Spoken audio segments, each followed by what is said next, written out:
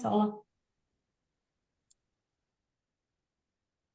So good morning and welcome to our very first, well, it's good morning for me in Queensland. Welcome to you from wherever you are coming. This is our very first live Q&A discussion coaching session. It's going to be a little bit of a choose your own adventure for Know Your Job Market Value.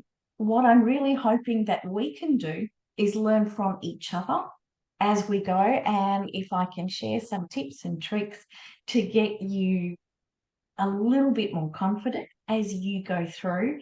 We're halfway. We'll do another one of these in week 5. And because there's quite a few people who have enrolled in this module from South Africa, I'm offering the opportunity to do an evening instead of a lunchtime session for Australia, just in case they're able to join. So that's the reason for that potential change of schedule. But I wanted to welcome everyone who has made the time. It's not easy, I know, for this session.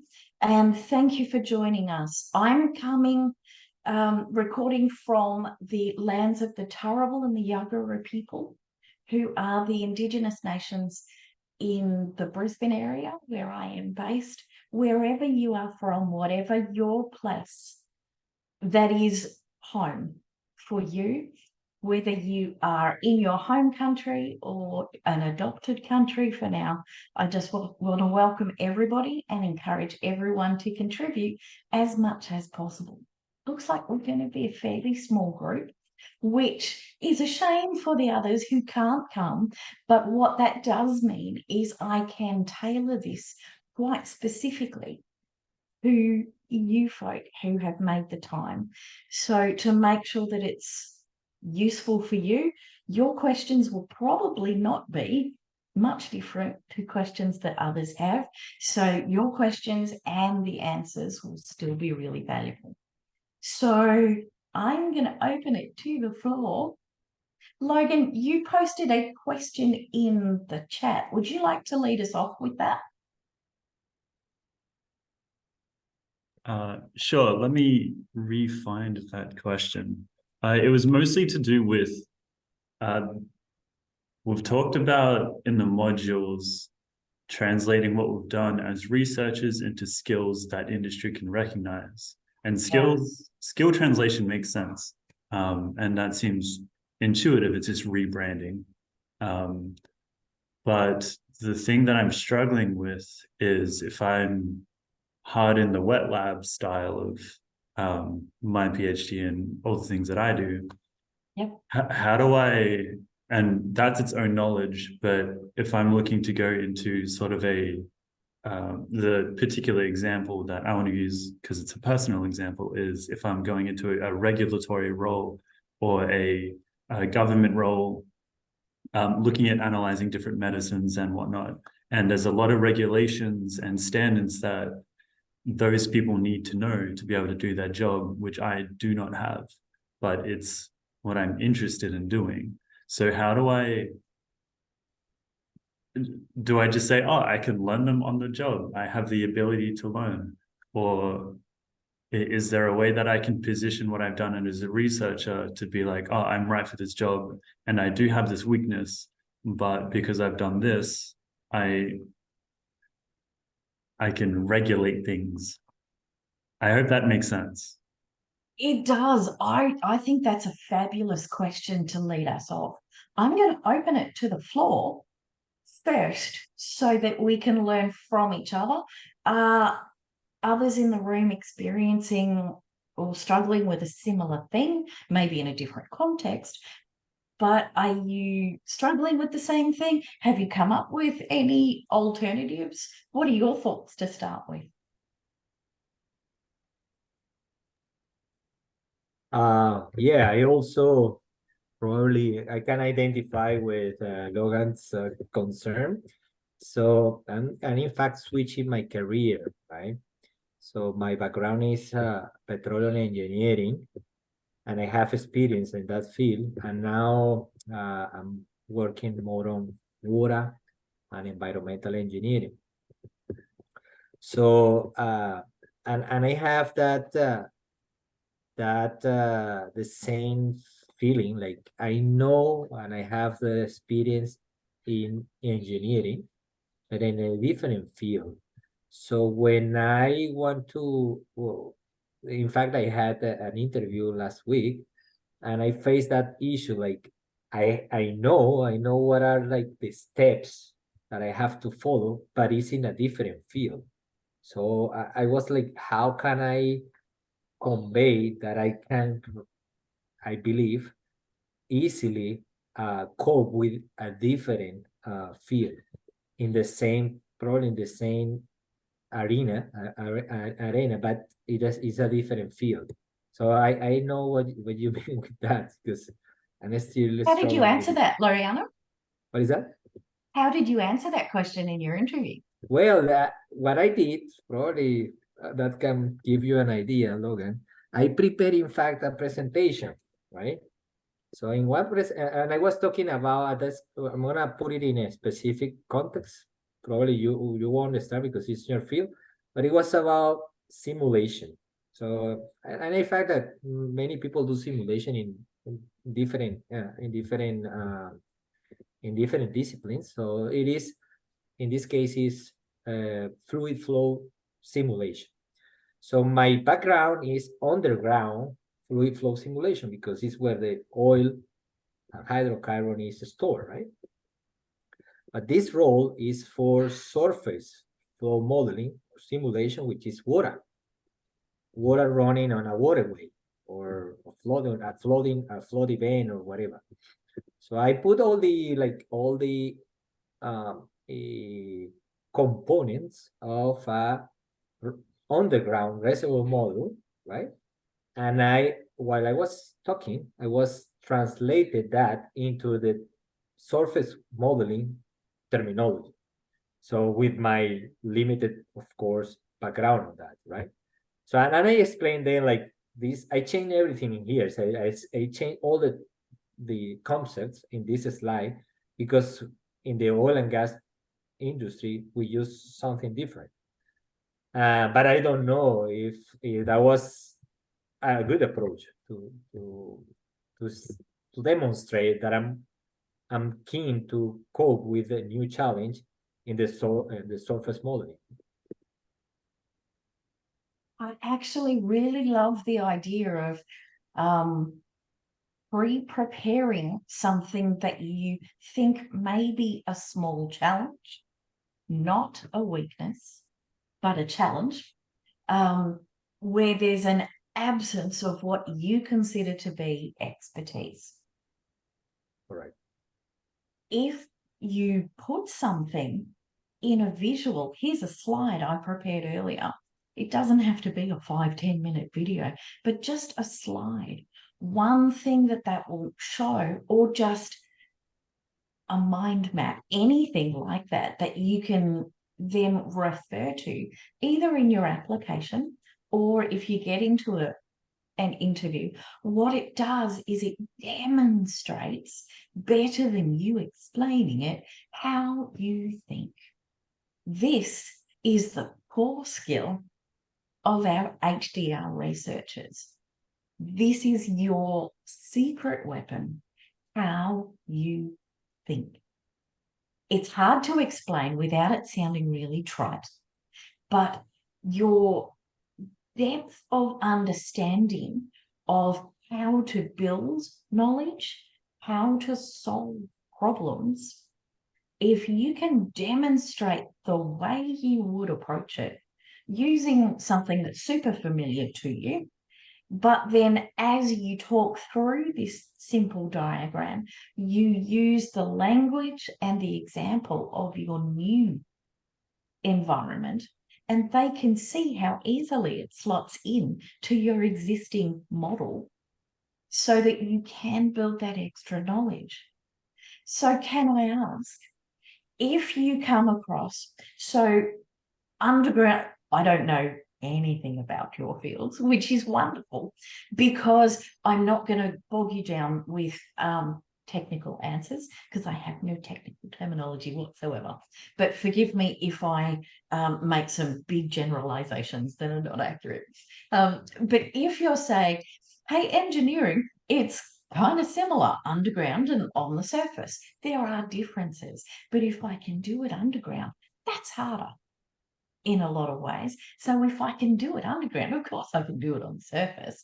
There's just a different set of variables and principles that you do know you're just not as expert in. Something that I'd love to remind you of is the further, are you all doing PhDs, by the way, or are you MPhil? Where are you at? I'm third year PhD at QUT. Perfect, thank you. Lariana? PhD to the last year. So hopefully by Last the end year, of the year. fabulous. Okay, and Aaliyah, am I pronouncing that right, first of all? You're on mute, sorry. You're still on mute. You're mute, unmute. Oh, sorry. We're all doing the sign language. We Sorry can't for hear that. you. Thank Am I you for pronouncing your name properly? yes, very correctly because other people can't pronounce it. Yes, I'm Aliye. I'm a first year PhD student at QT. Oh, fabulous. Okay. Yeah. Right. Yeah. So we have this spectrum.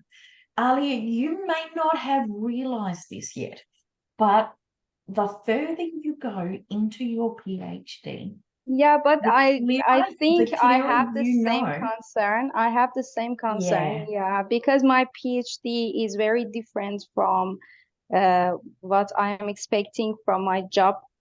Okay, My current. good. This is perfect.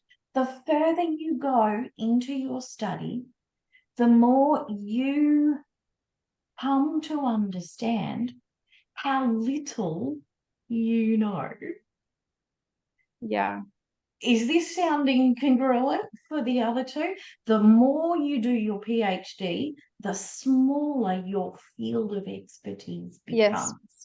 It becomes like it narrows from a massive filter down to almost a pinprick, but the depth of that knowledge inside that small tunnel is extraordinarily deep.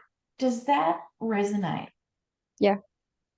Something that I want you all to remember is as you go into your thesis, you might begin to realize this is the only thing I know. I am only expert in my thesis topic. Your head is so full of this narrow but extraordinarily deep tunnel that you dig that you forget how much breadth you start with, how much breadth you still have. You don't swap breadth for depth. You add depth to the breadth that is already there. So when you start to panic that, oh no, I don't have this specific expertise, compared to others who have not studied so deeply in a related field, industry, opportunity, compared to those who haven't done this depth, you still have more knowledge and ways of acquiring that knowledge than almost anyone else in the room. And I want you to believe that. We forget, and our thesis supervisors drill it into us. No, that's not quite right. No, reframe this. So we hear a lot about ourselves that is, oh no, I'm not quite there. They do that, your supervisors do that, not because you lack knowledge or skill or expertise, but they know the academic standard that paper needs to be written at, and they want you to rise to that occasion. But in every other job, dare I say it, close enough is good enough. And that is a mindset that is so contrary to PhD persistence towards excellence that we forget. In business, of course, there are important principles that you must still follow, and you can't gloss over legislation. But it's also about, have you heard the term minimum viable product? Minimum viable what? Right? Minimum viable product. Product, yeah. For Okay. every other industry, what they look for is what is the minimum standard of quality, what is the minimum amount I can spend, what is the minimum amount of energy my team can put into making this thing work, and it still works. You start with minimum viable, and if you can go higher than that, fabulous. You see how that's a complete inversion of a PhD mindset, which is only excellence will do. It has to be perfection. And if you run out of time or your experiments don't work, it becomes less perfect. But you start up here. Industry starts down here because close enough is often good enough. What I'm not encouraging you to do is to forget the pursuit of excellence, because that's your point of difference. But be gentle with yourself in that for a lot of these things at the beginning, close is good. So, Logan, if you know that there's a whole bunch of regulatory bodies and legislation that you need to get your head around, well, that's one step towards minimum viable. The next step would be knowing what they are and where to find them. Next step to minimum viable. Your concern is that you don't have instant recall of all of the content inside it, because you worry that others do. And this is not my field, and I've not read that legislation. I don't know what's in there. So what do you do when there's a new resource, there's a new article, and it's on your list of things to read and research? How do you read every new article? I guess I just look at the important bits as they come out. Like, yeah, who would have thought? Yeah. Interesting. What's one of your key skills as researchers for identifying the important bits? I guess being able to find a succinct question that I want answered, and then skimming through, searching strategies, and trying to find the right answer very quickly. So these approaches will be slightly different depending on your disciplines, but you all develop them, because otherwise you'll be buried in reading every word that's ever been written. It's about skimming abstracts. It's about then skipping from the abstract to the conclusion. It's about looking at who is everyone else reading. Let's start there, rather than a random article that only 3 people have ever seen. Where is the gold? Where is the important part? It's all of your keyword searching. You have techniques to do that. What would stop you from applying those principles to the regulatory bodies and legislation that you are lacking in knowledge of? Good question. I mean, I guess I can, like, I know that I can learn it. It's just, if I'm sitting in a panel interview with 5 other people who already know that kind of the legislation the regulations that go along with whatever I'm doing.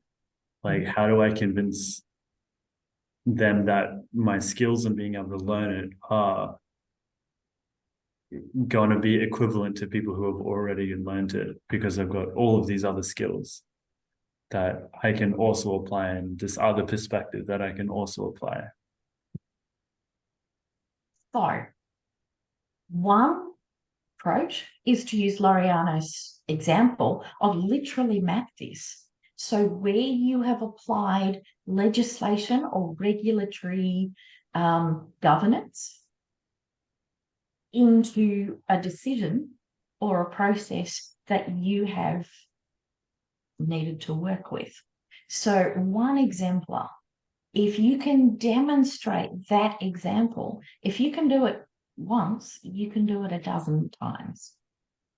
Another way to do things is to note, are there 3 or 4 pieces of legislation, seminal pieces of governance? Are there a few that you can at least have a summary of as you go into looking at writing job applications, things like this?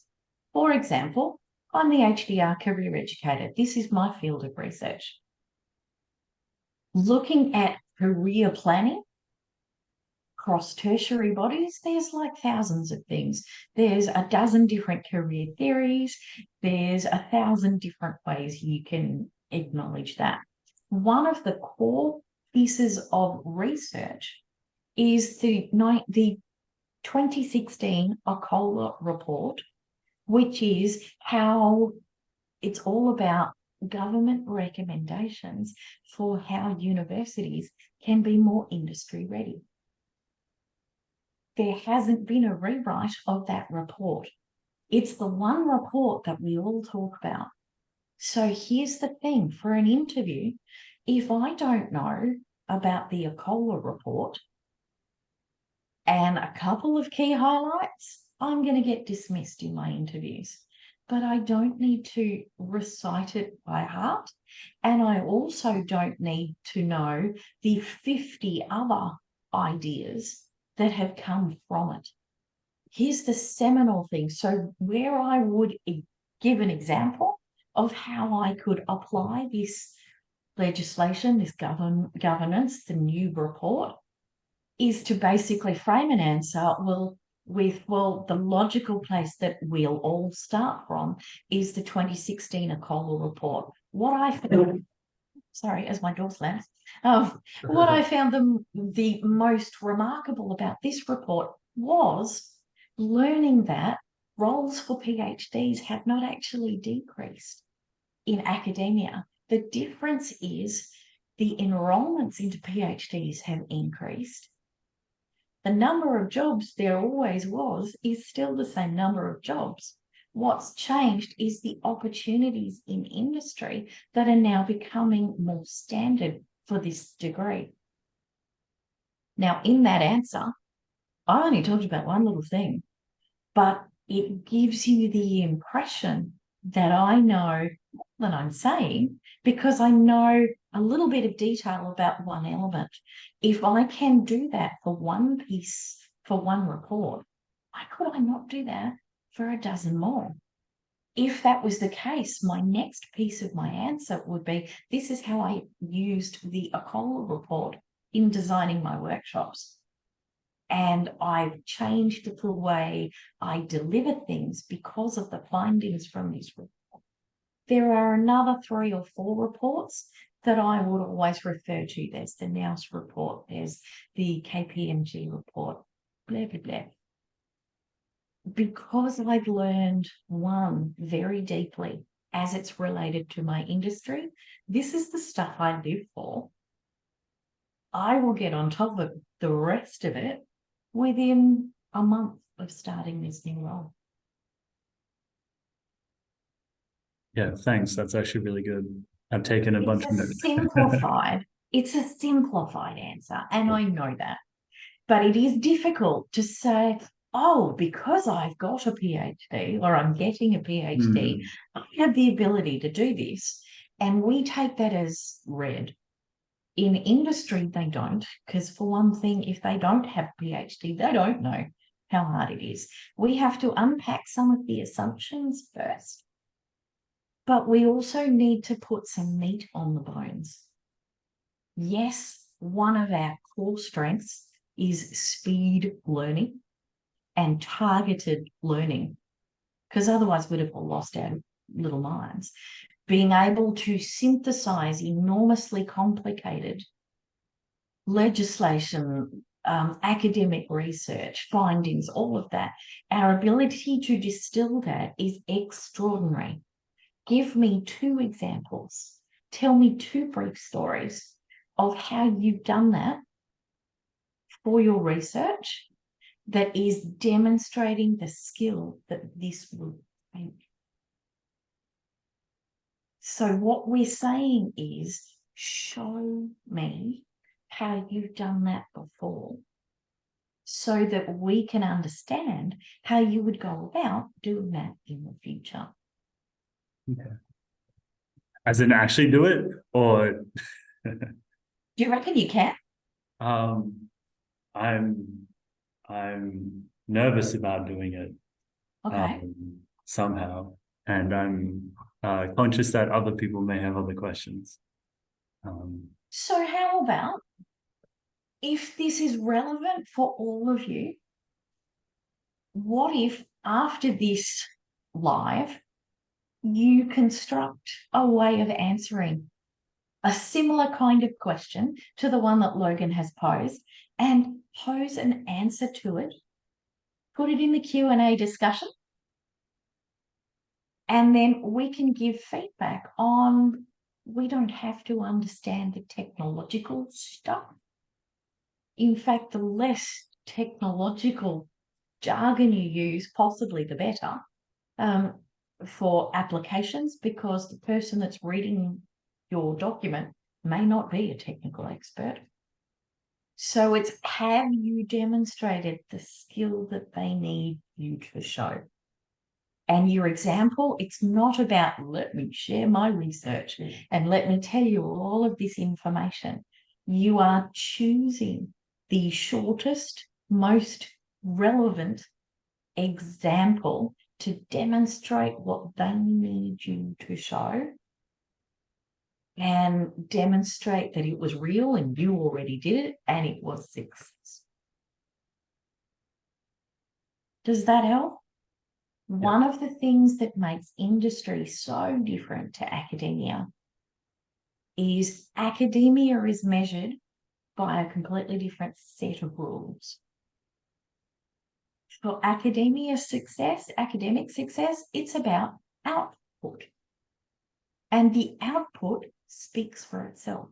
To get a role as an academic, it doesn't even matter what your topic is. I mean, obviously, it's got to be related to a specific field, but they don't even mind what you wrote about or what perspective you took. The fact that you have output in a journal, in a Q1 journal, in a book chapter, that's the only thing they care about.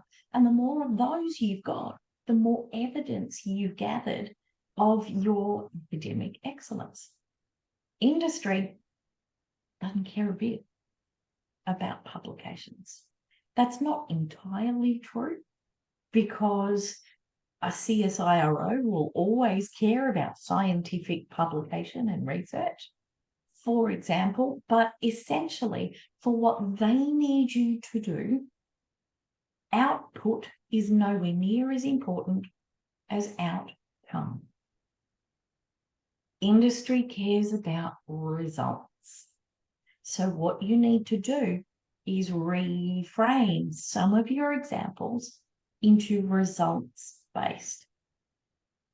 Now, if that sounds impossible, it's like, well, that's not what I was doing it for. We don't have an outcome yet. Let me reframe things really briefly for you. Have any of you published yet?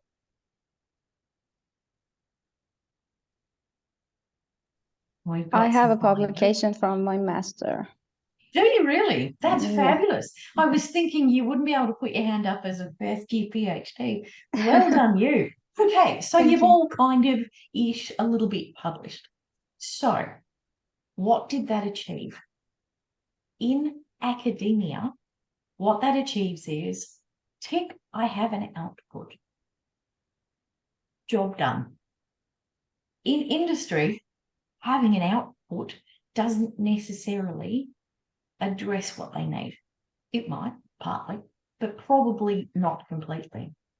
They care more about outcome. How do we turn a publication into an outcome that industry cares about? Here's another way of framing it. They won't call it a research problem. They won't call it an article. They will always call it a project. Think of your publication as one example of your ability to project manage and to get a project result. Did you know you had project management expertise? Yes, you do. So each article that you've written or are proposing to write, here is a project. There are project management stages that you have gone through to achieve that. The outcome of this project, what happens at the end of your article?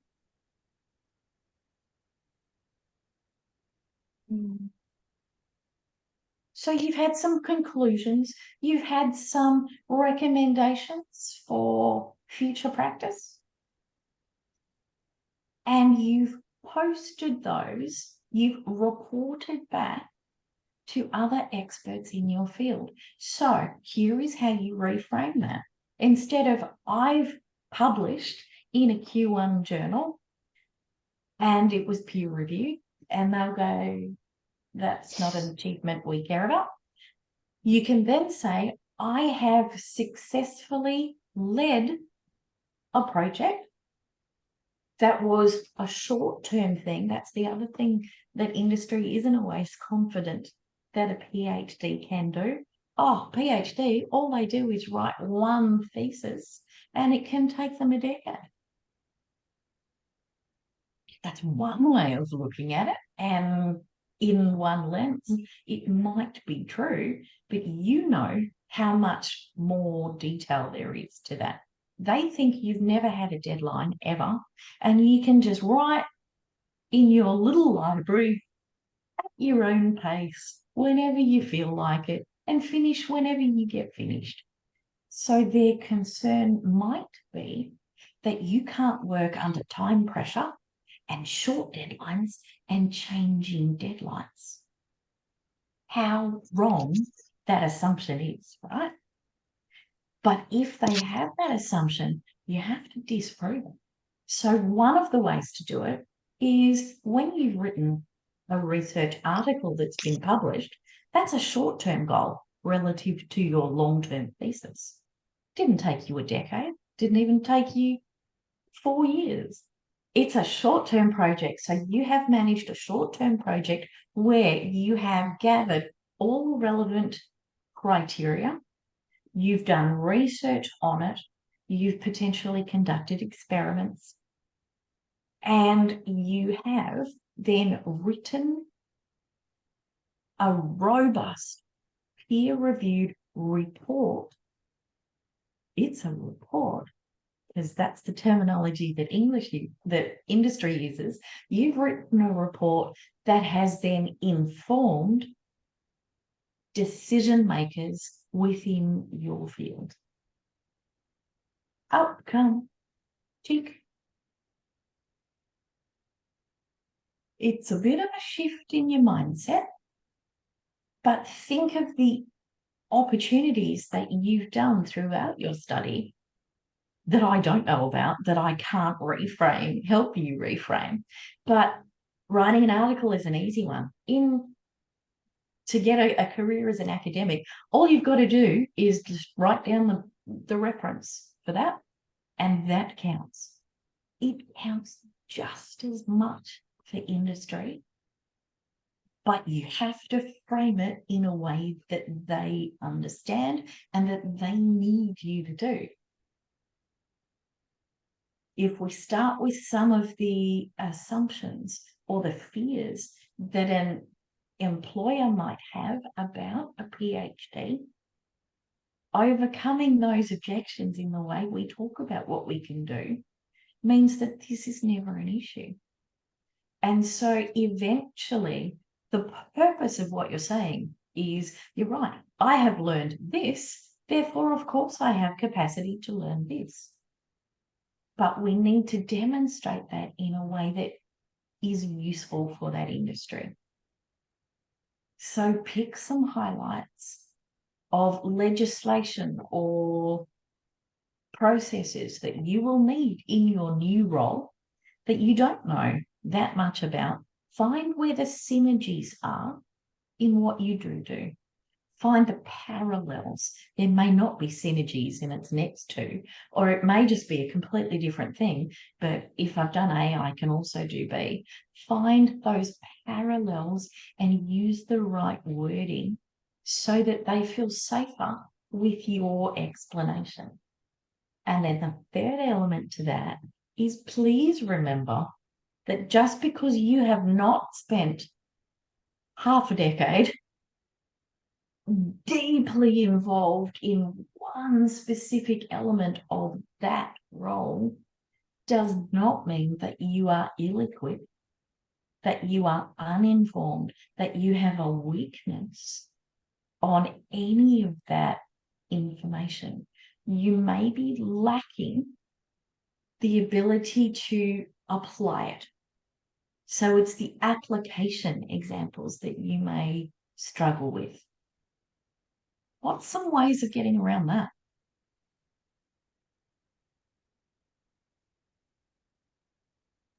Excuse me, think I think what industries expect is more technical skills than broad knowledge of something. For example, if I have a broad knowledge of machine learning algorithms, but if I don't have any experience in coding machine learning algorithms, maybe they don't value on that.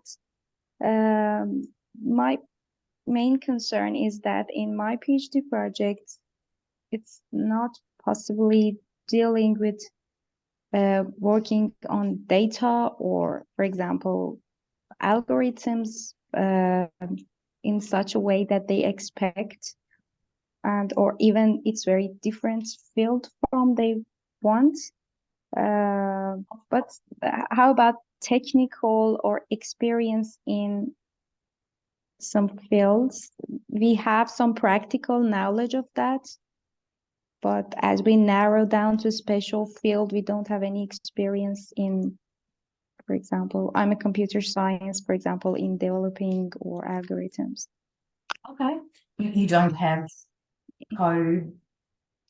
Yeah, I will, for example, I will do some developing in the future, but maybe it's not very relevant to the technical skills they expect. It's very, for example, for some developing some prototypes or showing some results, but do they expect more technical? I think they expect more technical coding and skills, maybe. Sometimes, yes. Yeah. In your field, probably. So there's a couple of things to unpack here. One is research the field. So where are the jobs in your field? What do they ask for in the selection criteria? Do those job searches, not because you're looking for a job right now, but because you want to identify what skills, what expertise do they actually want right now that might not be exactly the same as when you're finished. But what it is if you know what they want, the earlier you are in your program, you can identify this is not a weakness at all. This is a gap, and gaps can be filled. So if you have a gap in the practical application of coding, it's an easy gap to fill. So because you're in first year, look out for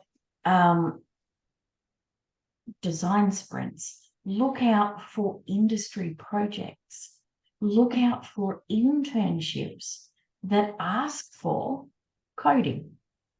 As an intern, you're not expected to be the boss of all of that. You're expected to be a learner. So you get to develop your gap in a safe learning environment, but you then get to state afterwards, yes, I've been involved in projects that successfully used coding to X, Y, Z. It's not a weakness, but it is a gap. Yeah. Look for ways to fill the gap. There will be lots of them. So it might be as simple as you do another research project, you combine with a research concept that is involving coding. You offer your expertise to the undergraduate IT society who is looking to build something for their undergraduates, and you can say, hey, I'd love to be involved in that project. I can add this. You can teach me coding. Now, if I was trying to learn coding, that would be a year and a lot of frustration, and I would probably prefer to stick pins in my eyes than do that because it's not my thing. But this is not a gap that any of my future bosses will be concerned about. If it is a gap for you, how do you fill it? Is there a community organisation that you are involved in that might need some of your expertise, and then you can learn their expertise? If you did a community course for 3 weeks, I bet because of who you are and every other skill that you bring to it, you could teach yourself to be an expert coder after a really basic fundamentals. And Ola is desperately waiting for me to use the example.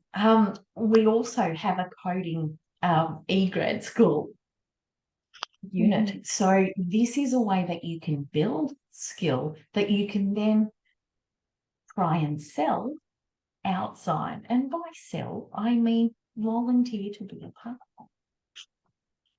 If it's mutual, if they're teaching you something and you're teaching them something else, this is the beauty of projects, right? You don't have 5 identical people on one project because it doesn't offer any difference. It's the combination of that. Where can you find cross-disciplinary opportunities that might give you that opportunity? Logan, maybe your option is looking to work with justice students or with law students. Who knows what the opportunities are with that? If you can say, I've been a part of an interdisciplinary law project, I have no expertise in that at all, but goodness, that immersion taught me X, Y, Z about what I need to do in governance. You will have living, breathing examples. Yeah. You can always find a way to collaborate. Look for internships. Look for opportunities. And if you can't find one that's all ready to go, think about, if I was building this from scratch, if I was putting an internship together, where would it be? Who would it be with? And that's called self-sourcing your internship. Universities help you with that as well. Yeah, thank you. So think about how you can fill your gaps without ever thinking that they are weaknesses. Yes, Loriana. Yeah, you mentioned now internship. So, and this in fact was part of my question. So most probably we are going to start applying for entry-level positions, right? Maybe. Because in my case, I'm changing my career. Other PhD students, because they only have academic background and they are now going to the industry. So I believe our starting point could be or would be entry positions, right? So yeah. So and I guess we are probably going to escalate higher positions sooner than just recent or undergrad students, because all I hope are so, yes. yeah.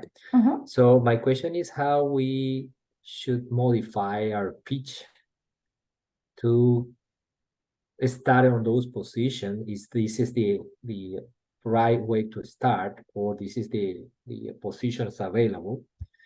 And because we can probably sound a little bit how you say Overqualified?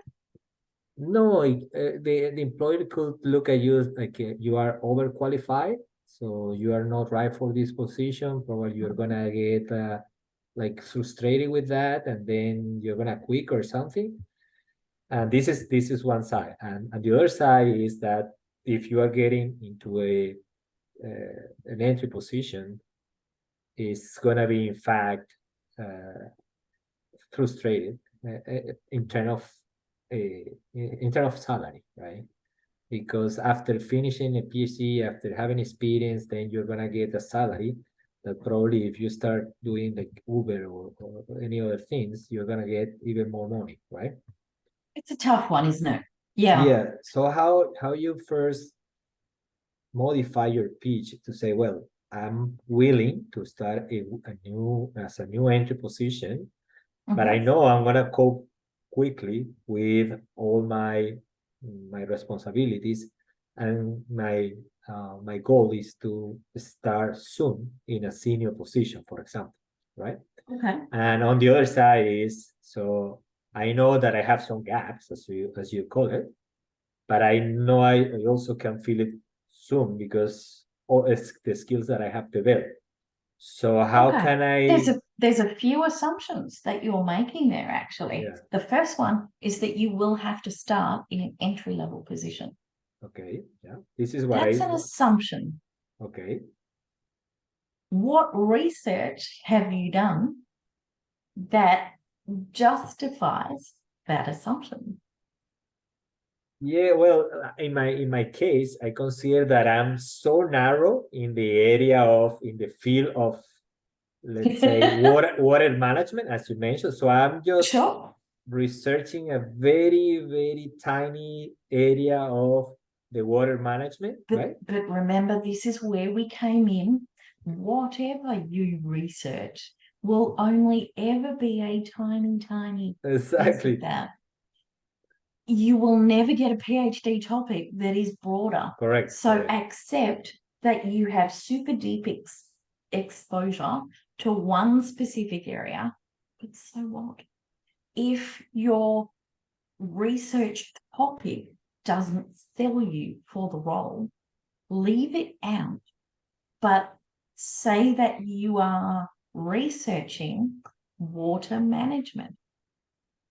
Make the topic discuss the field more broadly than your specific opportunity.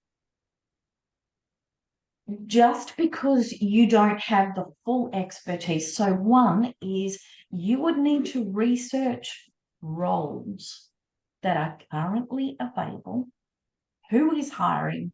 What are they looking for? What is the seniority level that matches my skills and experience? Only after you've done that can you assert, I will need to start in entry-level roles. If you've done that research, that may be the case. Often not though. If it's true that you need to start on entry-level roles for now, then my best advice is to work out what your next step would be and how long it would take you. Can you find a role that is more senior, but you just don't have the work skill experience that they would be looking for? That's how you know. This is where I am happy to start.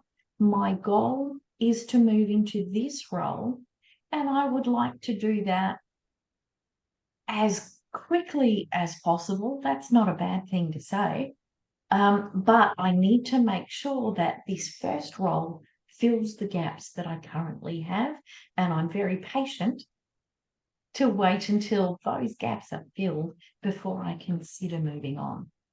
But unless you've done the industry research, you may not know. If I can give you a couple of examples from PhDs that I have coached, one of my favorite clients, her name is Ada. You can find her in my LinkedIn profile if you would like. Her PhD was on Ecuadorian birds. And it's all very complicated about the migration patterns of Ecuadorian birds that I never quite actually got the hang of. Or maybe it was fish. I don't even know. But it was migration patterns of Ecuadorian wildlife. Then she came to Australia and went, it was a specific Ecuadorian animal that I was studying. Those migration patterns, what am I good for now? And went through a bit of an identity crisis, going, I don't know what to do now. She found the most amazing role with the Victorian government in regional planning. And you might go, what? That has nothing to do with anything. And in some ways, that is potentially a little bit true. But because she understood ecology, because she understood environmental planning, what she recognized is around the boardroom table, they were looking to her for expertise. And she was too nervous to say anything for a long time in this role because she's going, what do I know about Victorian regional planning? I've only just come to Australia. I don't know anything. So she didn't say anything. And after a while, her supervisor actually said, you know, you are so informed, you have an opinion that is based on more than what you read on social media this morning, which is all the rest of us have in particular fields. And she learned to use her voice and say, well, I can start off the discussion. If you go first, it's the easiest thing because you start at the most basic and then you build, right? So if you're starting the conversation, I start us off by here's what I know, and then they build on that information. That's how it works in roles, in projects. You build off each other's expertise. So the one thing that you need to focus on, if you're feeling like you might be underemployed, overqualified, the first thing you need to do is forget that, just take that hat off and say, how do I demonstrate I would be perfect for this role right now?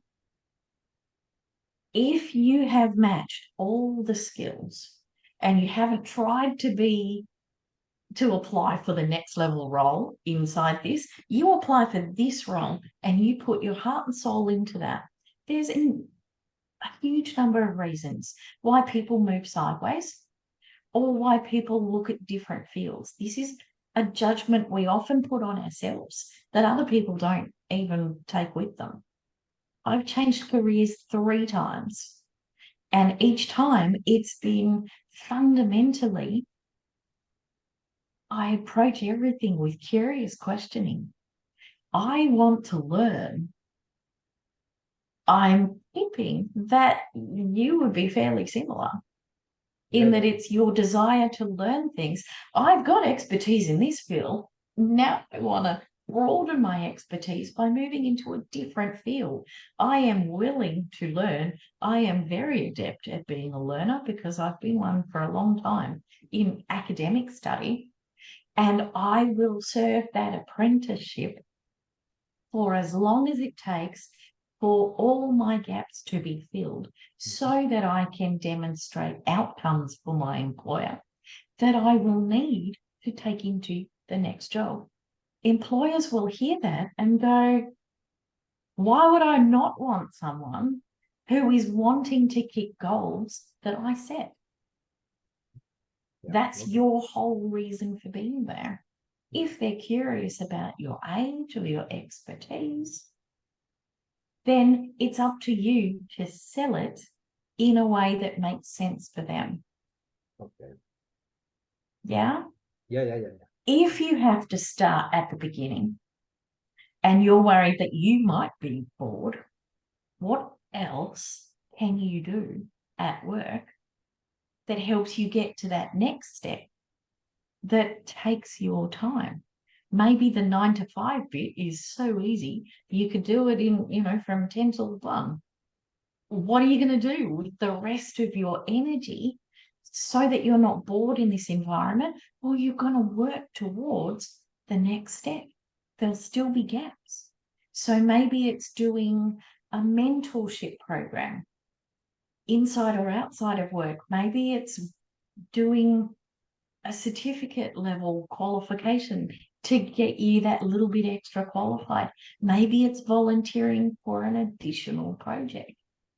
The only reason you're bored in a role that is underneath your capacity is if you're lazy. Yeah. No, but And I say that in love, because what you will be doing is looking for the challenge. And if it's inside that role, you'll build that really quickly. If it's outside that role, you've still filled your day with challenge. And I believe that entry position for us that we don't have experience in a particular field are quite exciting because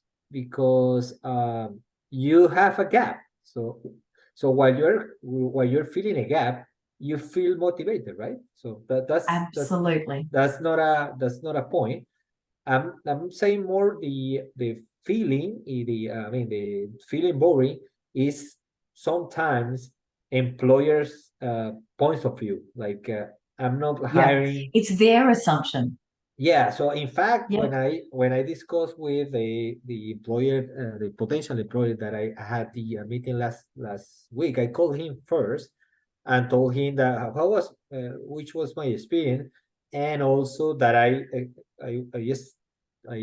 directly expressed that I wanted to. I don't care about starting in an entry level, right? Because I know that I have this exactly those real work, real work or daily work experience. I don't have that, and this is something that I want to have. So I have some training on what is normally done in that particular positions, but I don't have a real experience of that. So I want to feel that experience, filling the gap that I got a training in something in a specific area, and now I'm working on a project of that. So I'm filling the gap because now I know what that means in real life, So if you describe that to an employer, I think you've hit on the secret. You call them first. You ask about the role. You get to pre-interview, right? You get to set the scene and go, I'm not worried where I start. What I'm focused on is where I finish and what I need to build to get to the finish point that I'm looking for. This role is perfect for me to build that practical understanding. Because of that, I'm really interested in applying. Would you be open to my application? I almost guarantee they'll never say no. You reflect that. You talk about that in your cover letter. You say, it was fabulous to speak with you last week. We talked about the this opportunity to build my practical skills in a workplace scenario. And I'm looking forward to learning for as long as it takes for me to add value and then meet my own career goals. If you're able to do that with those real world examples as much as you can, you'll be really well placed. Okay. Well, thank you very much, Karen. You are welcome.